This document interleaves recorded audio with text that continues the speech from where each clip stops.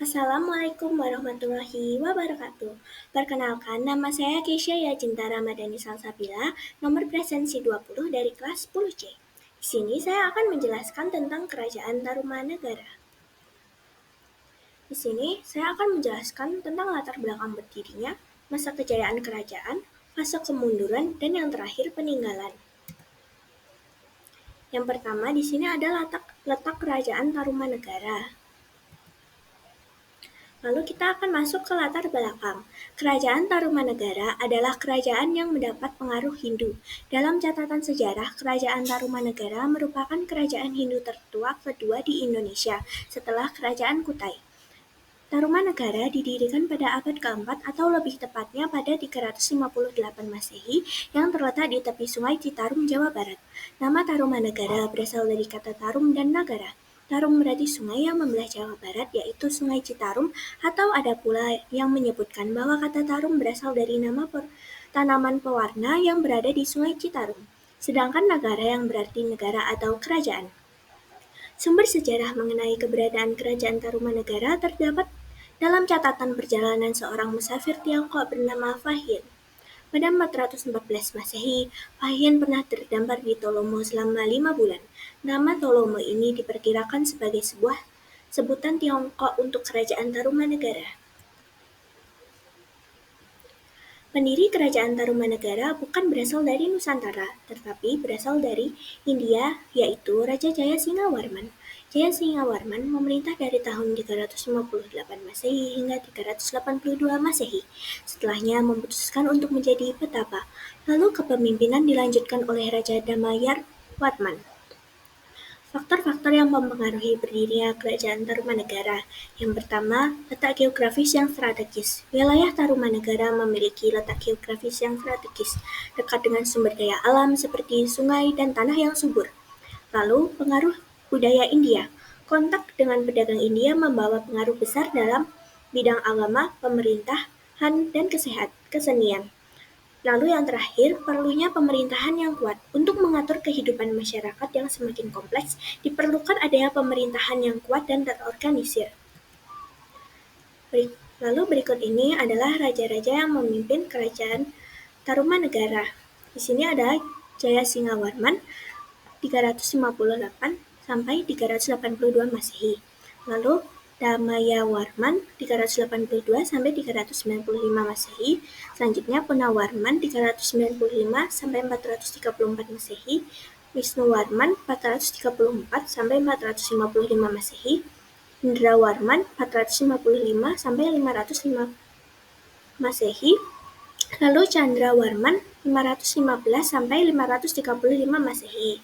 Suryawarman 535 sampai 561 Masehi, Kertawarman 561 sampai 628 Masehi, Sudawarman 628 sampai 639 Masehi, Hariwangsawarman 639 sampai 640 Masehi. Naga Jayawarman 640 sampai 606 Masehi. Yang terakhir, Linggawarman 666 sampai 669 Masehi. Selanjutnya masuk ke masa kejayaan. Nama raja dari Kerajaan Tarumanegara lainnya yang tercatat dalam naskah Wangsakerta adalah Raja Punawarman. Raja Punawarman memerintah Kerajaan Tarumanegara dari tahun 395 sampai 434 Masehi. Ia bergerasi Maharaja Punawarman, Sang Iswara Digwijaya Bima Prakarma Surya Mahapurasa Jagat Matih. Dalam sejarah Kerajaan Tarumanegara tertulis, kemasyhuran kerajaan ini diabadikan dalam prasasti zaman Punawarman mengenai dibangunnya pelabuhan dan beberapa sungai sebagai sarana perekonomian. Pada masa pemerintahan Punawarman, Kerajaan Tarumanegara juga memperluas kekuasaan dengan menaklukkan raja-raja kecil di Jawa Barat. Lalu, selain itu, pemerintahan di masa Punawarman sangat memperhatikan pemeliharaan aliran sungai. Seperti pada tahun 410 Masehi, Raja Punawarman memperbaiki Kali Gangga hingga Sungai Cisuba yang terletak di daerah Cirebon. Dan juga di tahun 421 Masehi, Punawarman memperindah daerah aliran Sungai Cupu yang mengalir hingga Istana Raja. Bahkan di tahun 413, Munawarman memerintahkan membangun Sungai Sarasah atau Sungai Manuk Rawa atau sekarang lebih dikenal dengan Sungai Cimanuk. Ia juga memperbaiki alur Sungai Gumati dan Sungai Candrabaga yang sebelumnya pernah dilakukan oleh Raja di Rajaguru kakeknya di tahun 417 Masehi. Sungai Gumati dan Sungai Candrabaga sendiri menurut para ahli dikenal sebagai Sungai Bekasi sekarang. Terakhir pada tahun 419 Masehi, ia juga memerintahkan untuk memperdalam Sungai Citarum yang merupakan sumber sungai terbesar di wilayah Kerajaan Tarumanegara.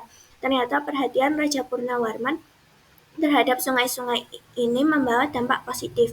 Di antaranya, keberadaan sungai-sungai ini dapat memperteguh daerah-daerah yang dibangun sebagai daerah kekuasaan Kerajaan Tarumanegara.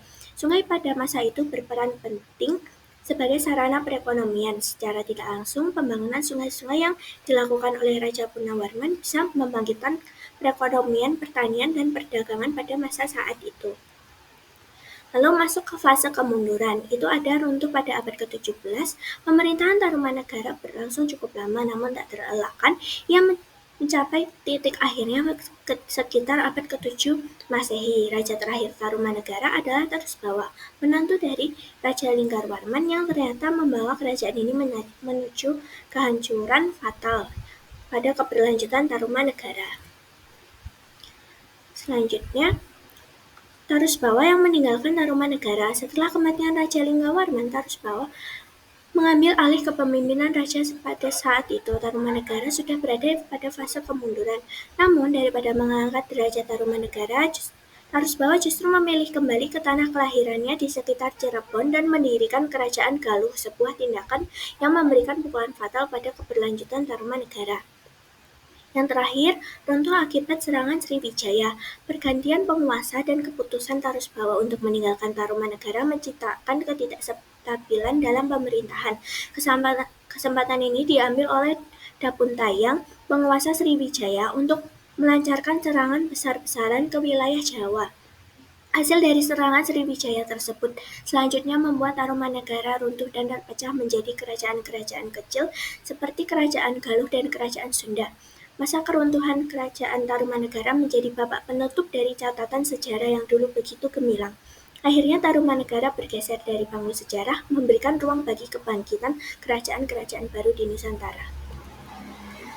Lalu kita masuk ke peninggalan dari Kerajaan Tarumanegara. Yang pertama ini adalah prasasti Kebon Kopi. Prasasti ini menampilkan ukiran tapak kaki gajah yang mungkin merupakan tunggangan Raja Punawarman. Prasasti ini ditemukan di daerah Leuwiliang, Bogor, dan memiliki nilai penting bagi kesejahteraan Kerajaan Tarumanegara. Lalu ini ada prasasti Ciareten, berisi tentang puji-pujian kepada Raja Punawarman yang tapak kakinya dianggap sebagai tapak kaki Dewa Wisnu. Prasasti Ciareten diukir dengan menggunakan aksara Pallawa awal dan berbahasa Sanskerta. Sini ada prasasti Tugu, menerangkan penggalian Sungai Candrabaga oleh Raja di Rajaguru dan penggalian Sungai Gumati oleh Punawarman pada tahun ke-22 masa pemerintahannya. Lalu di sini ada prasasti Pasir Awi. Isi prasasti tersebut berbentuk piktograf dan menggunakan huruf Ikai.